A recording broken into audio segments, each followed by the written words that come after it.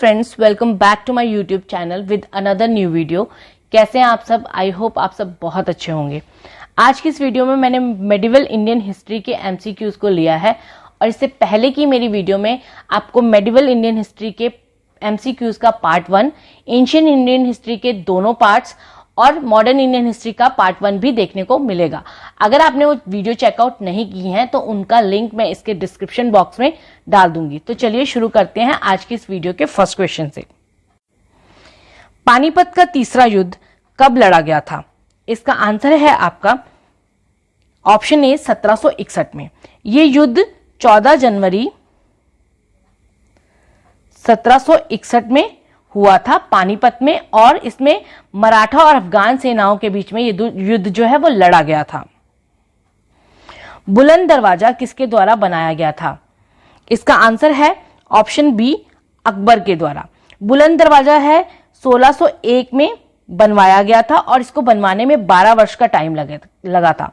बुलंद दरवाजा जो है वो फतेहपुर सीकरी उत्तर प्रदेश में है। मैसूर पैलेस किसका निवास स्थान था? इसका आंसर है ऑप्शन बी, वोडियार का। इसे मैसूरू पैलेस के नाम से भी जाना जाता है।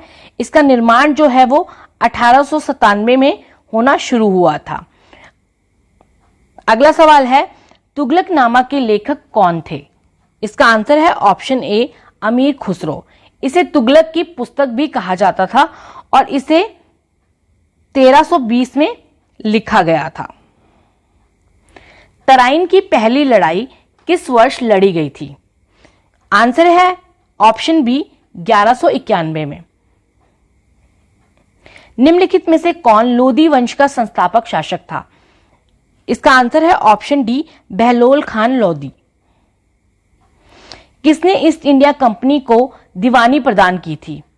आपका आंसर है ऑप्शन बी, शाह आलम द्वितीय ने। मुगल बादशाह शाह आलम द्वितीय ने बक्सर का युद्ध जो 1764 में हुआ था उसमें उसकी हार हो गई थी। उसके बाद उसने ईस्ट इंडिया कंपनी को दीवानी के अधिकार प्रदान कर दिए थे। दीवानी का अधिकार से मतलब होता है भूमि राजस्व को इकट्ठा करना या एकत्र करना। इसी शासक ने इलाहाबाद की संधि पर भी 1765 में हस्ताक्षर किए थे। किस मुगल सम्राट को आलमगीर के नाम से भी जाना जाता था? आंसर है ऑप्शन बी, औरंगजेब को।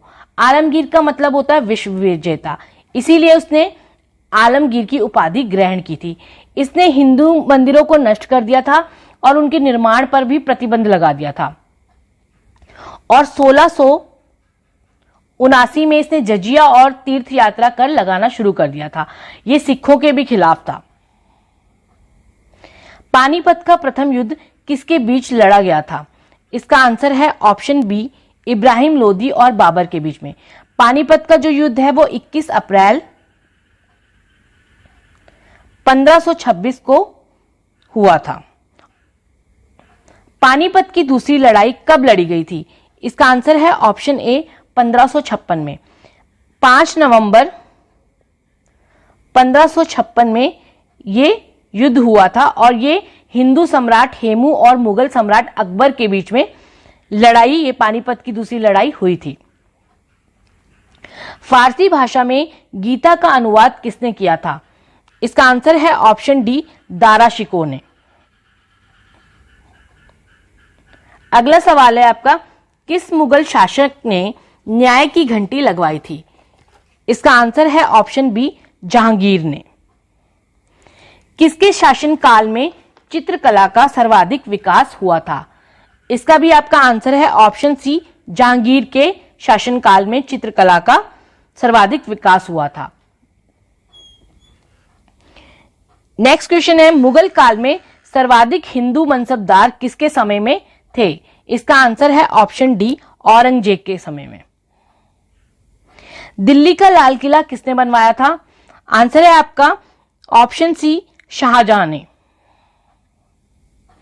जिंदा पीर के नाम से किस मुगल शासक को बुलाया जाता है या जिंदा पीर किस मुगल शासक को कहा जाता था? इसका आंसर है ऑप्शन बी, औरंगजेब को। गुरुमुखी लिपि के जनक कौन थे? इसका आंसर है ऑप्शन बी, गुरु अंगद देव जी। किसने स्वतंत्रता का वृक्ष लगाया तथा जैकोबिन क्लब का सदस्य बना? इसका आंसर है आपका ऑप्शन ए, टीपू सुल्तान। मध्यकालीन भारत में मनसबदारी प्रथा किसने शुरू करवाई थी? इसका आंसर है ऑप्शन सी, अकबर ने।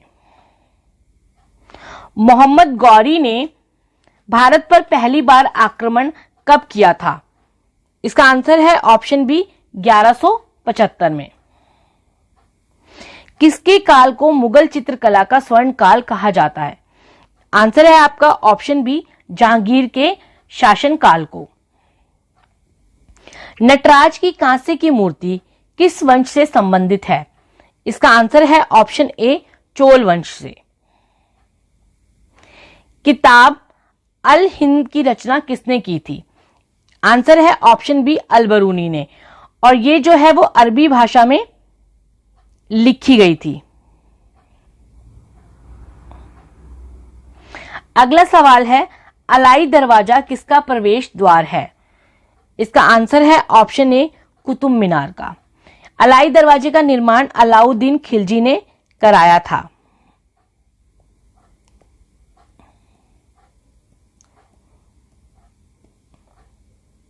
निम्नलिखित में से वे दिल्ली का कौन सा सुल्तान था जिसकी मृत्यु पोलो खेलते हुए हुई थी?